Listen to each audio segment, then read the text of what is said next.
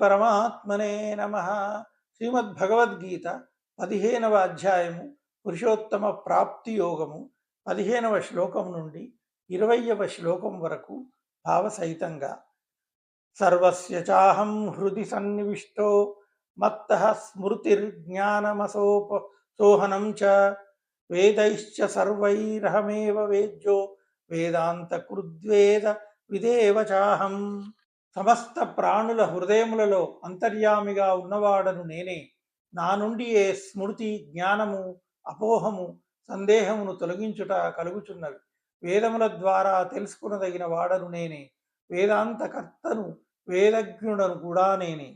ద్వావిమౌ పురుషౌ లోకే క్షరశ్చాక్షర ఏవ చ. క్షరః సర్వాణి భూతాని కూటస్థోక్షర ఉచ్యతే. ఈ జగత్తునందు క్షరుడు నశ్వరుడు, అక్షరుడు వినాశరహితుడు అని పురుషుడు రెండు విధములుగా గలరు. సకల ప్రాణుల శరీరములు నశ్వరములు, జీవాత్మ నాశరహితుడు. ఉత్తమ పురుషస్త్వన్యః పరమాత్మేత్యుదాహృతః యో లోకత్రయమావిశ్య బిభర్త్యవ్యయ ఈశ్వరః. పై ఇద్దరికంటెను ఉత్తముడైన పురుషుడు వేరైన వాడొకడు కలడు. అతడే నాశరహితుడైన పరమేశ్వరుడు, పరమాత్మ. అతడు ముల్లోకముల యందును ప్రవేశించి అందరిని భరించి పోషించుచున్నాడు.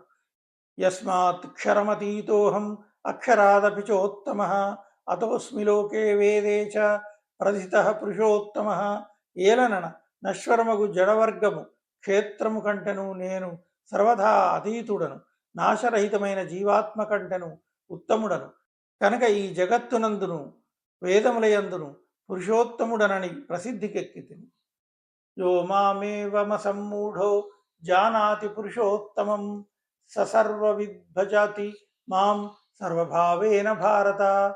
ఓ అర్జున, జ్ఞాని అయిన వాడు ఈ విధముగా నన్ను తత్వతః పురుషోత్తమునిగా ఎరుంగును. సర్వజ్ఞుడైన అతడు వాసుదేవుడనైన నన్నే నిరంతరము పరమేశ్వరునిగా భజించును. ఇతి గుహ్యతమం శాస్త్రం ఇదముక్తం మయా నఘ. ఏతద్బుద్ధ్వా బుద్ధిమాన్ స్యాత్ కృతకృత్యశ్చ భారత. ఓ పుణ్యపురుష, ఓ అర్జున, అత్యంతము గోప్యమైన ఈ శాస్త్రమును ఈ విధముగా నీకు తెలుపుతిని. దీని తత్వమును తెలుసుకున్న మనుష్యుడు జ్ఞాని అయి కృతార్థుడు కాగలడు. ఓం తత్సదితి శ్రీమద్భగవద్గీతాసూపనిషత్సు బ్రహ్మ విద్యాయాం యోగశాస్త్రే శ్రీకృష్ణార్జున సంవాదే పురుషోత్తమ యోగో నామ పంచదశోధ్యాయః. ఓం తత్సత్. సర్వే జనాః సుఖినో భవంతు.